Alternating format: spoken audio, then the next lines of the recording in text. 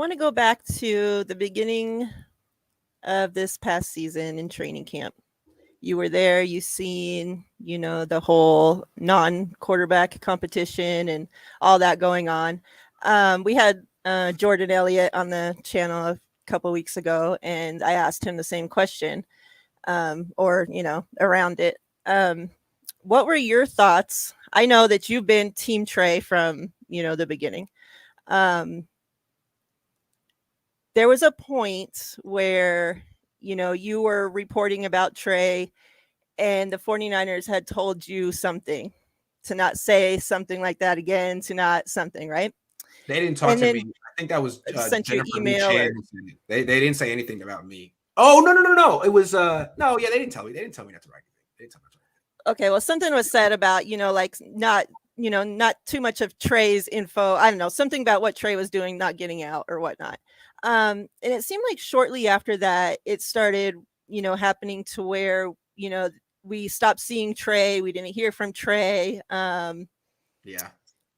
And, then we started hearing that Trey's confidence was gone, around that time. And all that whole mess happened after that. And pretty much we didn't see Trey until, we needed him to start. What were you, like, what did you see during training camp? Like, were they competing? I know that at one point you said that Trey was, one of the best quarterbacks that you've seen in a 49ers uniform, so, and I know that you've been around the game forever, with your dad and, everything. So I just kind of want to, like, get your thoughts on the whole Trey and Jimmy situation. And from what you saw, like, should we be expecting that Trey is going to be ready this year? Thought he was ready last year. It baffled me. But what happened last year was it was a combination of the media and the players. Like, there's a large contingent of people in Santa Clara that see things a certain way.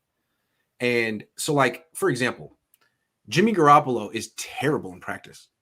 He'll throw a pick almost every day. He threw 11 picks in training camp in like 17 days. It was disgusting. I think Lance threw 4.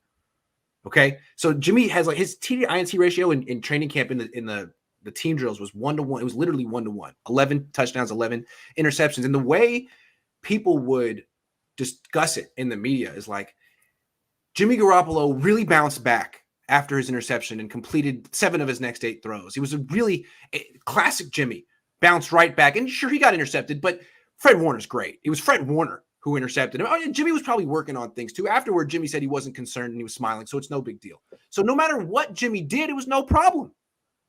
If there was always an excuse or they would just play past the interception, he really bounced back. You heard that all the time. He bounced back after that interception. Trey Lance out here with like a 12-4, 3-1 TD-INT ratio, big plays every day. People would find little ways to critique him. Like, actually, there was this one throw, he airmailed it. He missed really bad this one throw that day. Or there was this one portion of the day where there was like a move the ball period, and it was kind of a little bit more like a real game. And, it was first down, second down, third down. And he went 3 and out one time. I don't think he's ready. It's like, it was 2 minutes. It was one series. And it was like a nonstop. That kind of bullshit. And I thought it was like, I almost felt it was like racist, but it wasn't racist. It's just the fact that Jimmy Garoppolo won all those games early in his career with the Niners, and some people just feel like it doesn't matter what he does on the field. It doesn't matter how many picks he throws. It doesn't matter how ugly it looks. There's something magical about him. Like, he inspires others. The rest of the team plays better because he's there. Like, he gets all this credit for things that are intangible, literally. Right. You know what I'm saying? And so, like, how do you beat that if you're Trey Lance? How do you beat that?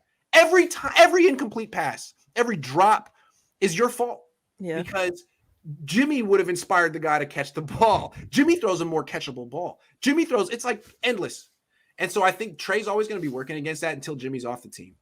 Really. And like last year, there was no quarterback. Like Trey got 5% of the first team reps. It barely ever happened. So anytime he did something good, his critics would be like, well, yeah, he's facing the second team defense. Yeah. Or you could be like, well, yeah, but he has the second team offensive line who have people who aren't going to be on the team this year. Literally will get cut and be maybe on the practice field, on the practice squad. But it was like everything he did was invalidated. Everything he did didn't count because it was with the second team. And all the bad stuff Jimmy did didn't matter because it's just practice. For Trey, it's like life and death. If he can't prove it, he's not ready. But for Jimmy, it doesn't matter how many freaking interceptions he throws. It's just practice. So it's not a fair playing field. And people in the media try to make it seem like it is. That's why they bring out spreadsheets. Because what a spreadsheet does is try to make it seem like it's objective. It's not my perception. These are just numbers. These are just the numbers. When really, it's not. You're cooking the books to make the kid look bad, which is crazy too, because why should Trey Lance have to be better than Jimmy Garoppolo every single day in training camp to get the job? The whole idea is if you give Trey Lance the job, over the course of a few months, he's going to improve. You got Trey Lance because you've given Jimmy Garoppolo 1,000 chances and he doesn't improve. So just have courage, move on, take the growing pains, and they won't do it. And it's crazy to me. Like, if you want to have competition for Trey, get rid of Jimmy and bring in someone who doesn't have the entire locker room in their pocket, but they won't do that. It's crazy. That's why I think it's going to be a nightmare if Jimmy's on this team at the start of the season. It's like, how's Trey even supposed to like stand a chance for all those things you just said? We know that these players, like Jimmy, and that, it's going to be horrible. Maybe that's why so many vets left. Maybe the Niners were like, you know what? All these guys, these 30-year-old vets who've been on the team for 5 years with Jimmy, Laken Tomlinson, DJ Jones, Jaquaski Tart, K'Wan Williams. You know what? We don't know who was Team Jimmy, but probably those guys fit the description. I'm guessing. You know what I'm saying? So all of a sudden, a bunch of young guys who weren't on that Super Bowl team, and a bunch of coaches who weren't on that Super Bowl losing team, a bunch of guys who don't really know Jimmy that well, who they see Jimmy, they see Trey Lance as two new people. Maybe that's interesting. That's a great point. Yeah. Yep. Since you brought up the spreadsheets, a question I wanted to ask you was these other, 49ers media, whatever, they work for or with the 49ers, right? Mm-hmm. You work for yourself. Thank you. I mean, this is what I think fans don't seem to understand, is that you can report and put out pretty much whatever you want. Yes. And these other people, it seems, like Matt and, like they have very close working ties with the 49ers, right? Well, NBC is partners with the 49ers. KNBR is the flagship radio station. They broadcast their games, so they're partners. The Niners have been very smart.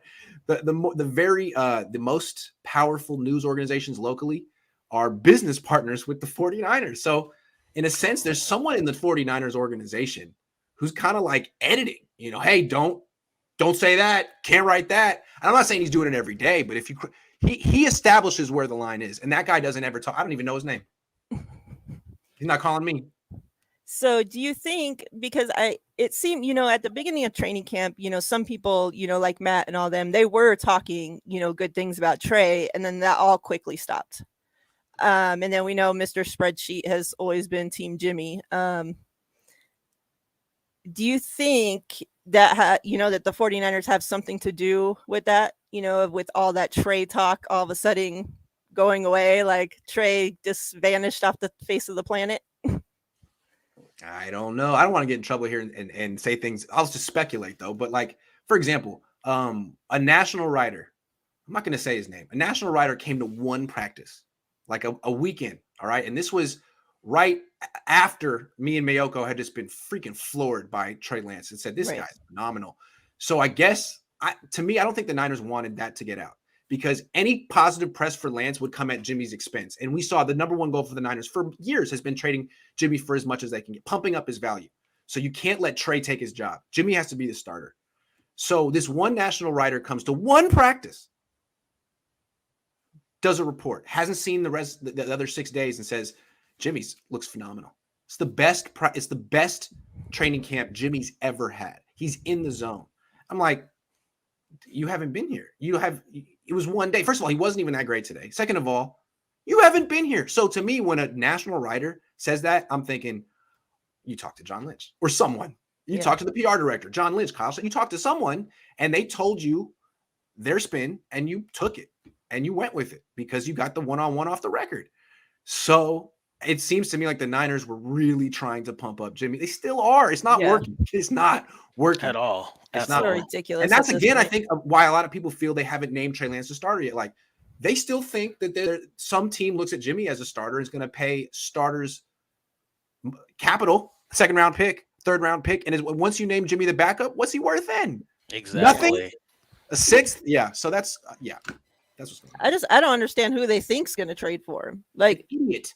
there's no teams that need a quarterback. It's like you waited till the very last freaking possible time, and it's just like, oh my god. What's crazy? Is I think they could have traded Jimmy to the Colts for their third round pick, like before free agency, because no one knew Matt Ryan would be available. Right. But the Niners once again got greedy and waited, and then that pick went to Atlanta for a better quarterback. Indianapolis was smart to wait. The Niners were not. And you know what's funny, and not really funny as far as like a business perspective, but if the 49ers do indeed decide, like, we're just going to keep Jimmy on this roster because what Jed York said or whatever the case may be, and I'm okay with keeping him another year, what you're going to get for him next year is a third-round compensatory pick. So did you really play your cards right? Because if you could have got a third in January, you should have just did that then instead of waiting until 2023 to get a compensatory. You know what I'm saying? Like, it's just why do you not care smart so business much about a third round comp pick. Yeah. That's like the 105th pick in the draft. Why do you exactly care? Is it because you traded a third round comp pick to get Trey Lance and you're trying to make it look like, here's the thing, the Niners are really sensitive about the optics of that trade. When you are on their facility and someone in the organization hears you say, well, the Niners traded 3 first round picks for Trey Lance, they'll be like, no, we didn't. We traded 2. It's like, no, you traded 3. No, we traded 2. It's like, okay. So they're real sensitive about making it seem like how much they gave up for him, because God forbid he's not a Hall of Famer. They don't want to be like, we blew it. So they got to I think they're so concerned about making that trade seem cheaper, because really it was outrageous. They gave up way too much for a college quarterback. They gave up the Deshaun Watson package for a college quarterback. So they're trying to make it seem cheaper. This year, the Dolphins picked 29th, so they gave up a late first round pick. Good. Now you got to get that third round comp pick. Get that back. Good. And now you see, we didn't give up that much for Trey Lance. Like, yeah, that's a good point. Okay, if he's great, it doesn't matter, right? Yeah. I was about to say that. I was like, if Trey Lance is what the organization, what fans think he's going to be, who cares what you gave up for him? If he takes you to and wins a couple Super Bowls, those what you gave up for him is irrelevant now. Right. So who cares what you gave up for him? So, and here's my thing, me and Mariah have been talking about this for weeks. It's like, a part of being a man is to acknowledge your mistakes. I think the fans would respect John and Kyle. Not just if a they man, just came out, just a leader. Exactly, a leader. Straight up. If you just came out. If you just came out and said, look, we overplayed our hand. We thought we can play Jimmy in 2021 and get 2 seconds for him. It didn't work out. He got hurt. We're just going to cut him outright or whatever the case may be, and we're going to move on. Like, I think people would respect that. You know what? Cool. It was a gamble. You tried. It didn't work. So let's move on. Let's recuperate that $25 million cap space and use it on some players to make this team better, because we've talked about this for weeks. The NFC over the last couple of weeks has gotten weaker. And to me, the 49ers roster isn't as good as it was in the NFC Championship game. It's gotten worse. It's gotten worse. Yeah. So the fact that the NFC is this week, because to me, it's a 4-team race. It's the Packers, Tampa Bay, us, and the Rams. That's it. 4-team race. So unless I guarantee. Mid-3 team. Don't count out the Saints. Is all I'm going to say. Okay. They're a good team when they have Jameis or Taysom. They win a lot. But basically 4. And maybe the Vikings, but those teams are like. Yeah, so if you look at those teams, so even if you do put 5 or 6 teams, including the 49ers, you're looking at guaranteed at least a playoff spot. I would think you know what I'm saying? So you're looking at it as far as what this team looks like. We are a top 5 to 7 roster in football. You know what I'm saying? Got the 6th best odds to win the Super Bowl right now. Exactly. So if you look at everything and just say, look, the NFC is weak. We have a golden opportunity to get to a Super Bowl and win it. Let's strike. Let's try. Let's strike while the iron is hot. But they're just not doing you know what? It's 4th and an inch on the opponent's 30-yard line. Let's punt. We'll play the field position game. We'll get the ball back next season. Like, what are you doing? What? True. I'm sorry. Because they're not tanking. Of course they're not tanking. But it feels like punting, which is different. Like, we could make a move this year like the Rams, but next year. Yeah. Let's do it next year. Like, oh, wow. Yeah. Okay. What's Debo going to be next year? You play him at running back. His career could go up in smoke at any time. And then what are you got? Like, now is your time, man. Like, forget Trey Lance. And I think it's like, well, Trey Lance isn't ready yet. Trey Lance who cares about your quarterback? You're at a run-first defense team where the quarterback is like he's part of it, but he's not the leader of it. You're not the Cardinals.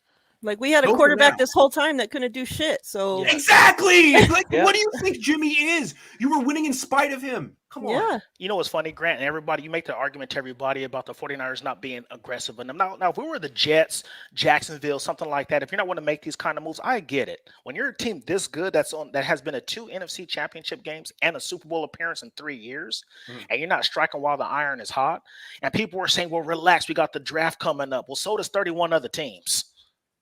Yeah, you know what I'm saying? So it's the Niners pick 61st. That's what I'm saying. What? They don't have the pick that they were counting on getting for Jimmy Garoppolo. That was part of the plan. Trade Jimmy for a second or a third. That's not there.